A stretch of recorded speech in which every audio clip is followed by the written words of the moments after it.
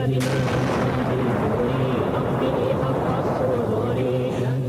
the Western media, we're bombarded with frightening and negative images of Islam every day. Islam is often depicted as a threatening force connected with unbending fundamentalism, repression, or terrorism. Alongside that, there is the disapproval or outright banning of music by the fundamentalists.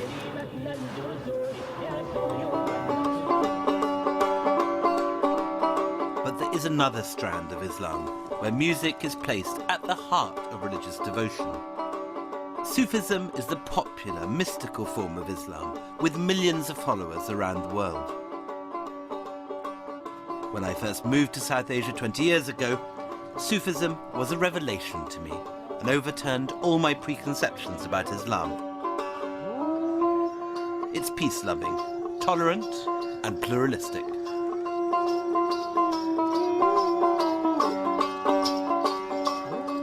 Sufism is an antidote to all the negative stereotypes of Islam. Since the very earliest days of the faith, the Sufis have produced some of the most beautiful art, poetry, and music. Like the troubadours of the medieval West, they've spread their word through music, and although always opposed by the Orthodox and by Puritans, they still are hugely popular across the Islamic world. This is a journey to the other side of Islam.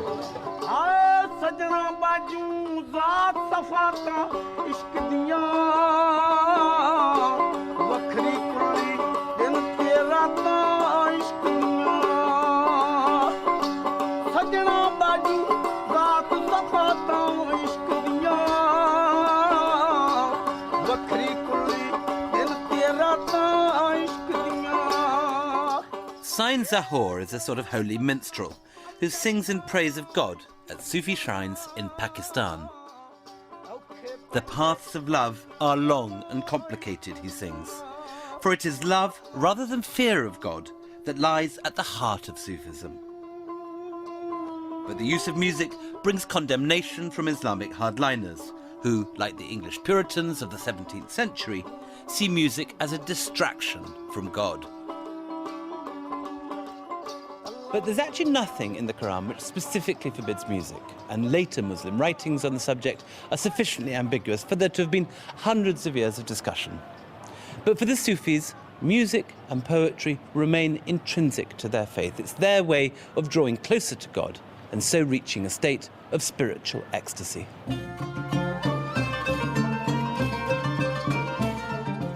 Across the Islamic world, Sufi music takes many very different forms. It fuses with local traditions to form widely varying regional colours and sounds.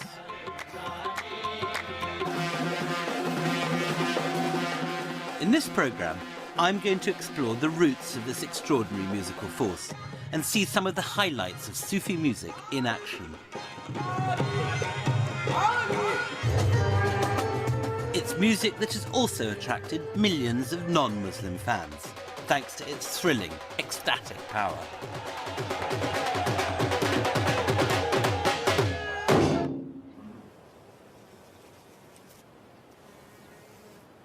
Exactly when and where Sufism began is difficult to say.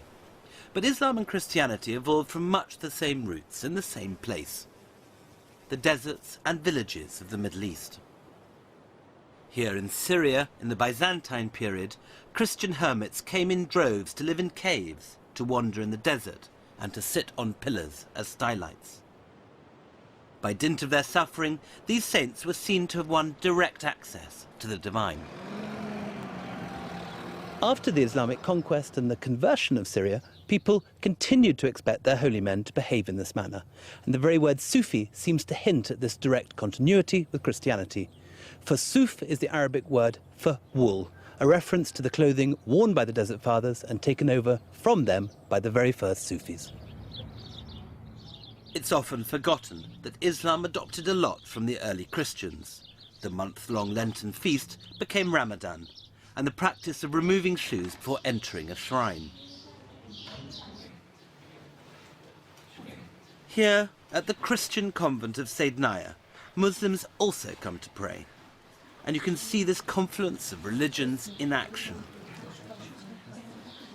While Orthodox Muslims believe God should only be approached directly through prayers in the mosque, the Sufis often feel more comfortable going through the intermediary of a saint, in this case, the Virgin Mary. Now, in the world of the clash of civilizations and the neocons and 9/11 and so on, all this seems something extraordinary, but it is, of course, the old way in the Middle East. Muslims and Christians and Sephardic Jews have been sharing shrines and venerating the same holy men for centuries. It's here, in this wonderfully plural culture compost of the Middle East, that Sufism has its roots. The first Sufis were hermits in the desert, but by the 8th century they'd gathered in the new Muslim towns. There are written records of these early Sufi brotherhoods surviving, showing that they already used music in their devotions.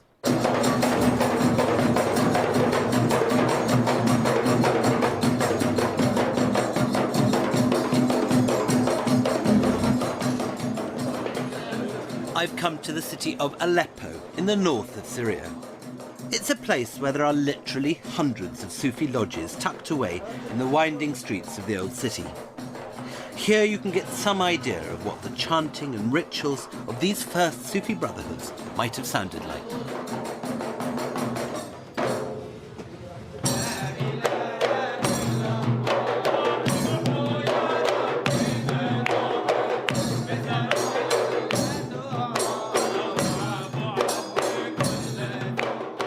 On different days of the week in Aleppo, different Sufi brotherhoods hold what they call a zikr, literally a remembrance of God, with prayers, chanting and drumming.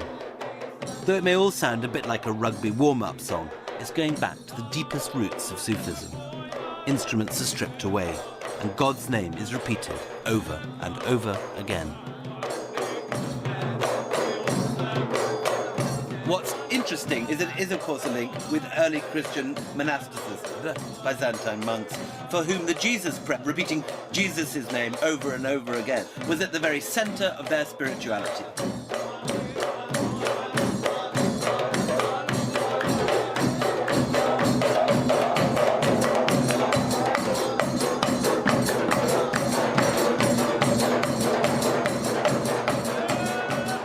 In the next part of my journey, I'm off to find out about Rumi, the mystic who's best known for spreading the Sufi message worldwide.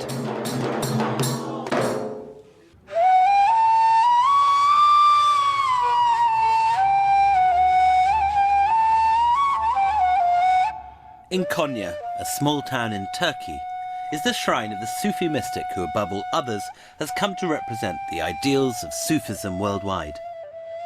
He is Jalaluddin Rumi, or Mevlana, which means our Lord. He was born in what is now Afghanistan, but made Konya his home in the mid-13th century.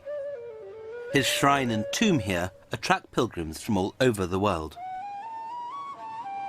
While remaining a sincere Muslim, Rumi emphasized that rituals and fasting were for the pious, but love was everywhere, and was much the surest route to the divine.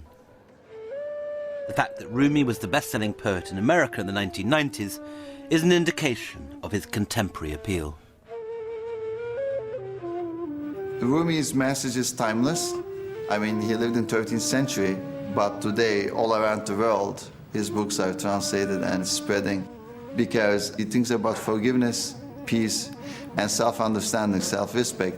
And I think when you look what's going on today around the world, more than ever, it's very applicable for everyone. It doesn't matter what's your cultural background. Rumi has always been the most universal of Muslim thinkers. In all his writings, you have this idea that as God is located in the human heart, you don't need ritual to get to him, that he's as accessible to Christians and to Jews as he is to Muslims.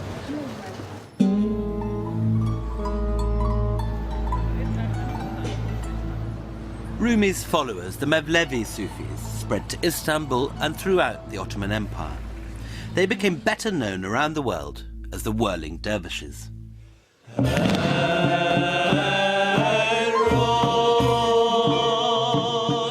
Their whirling rituals were intended to focus their minds on the God within.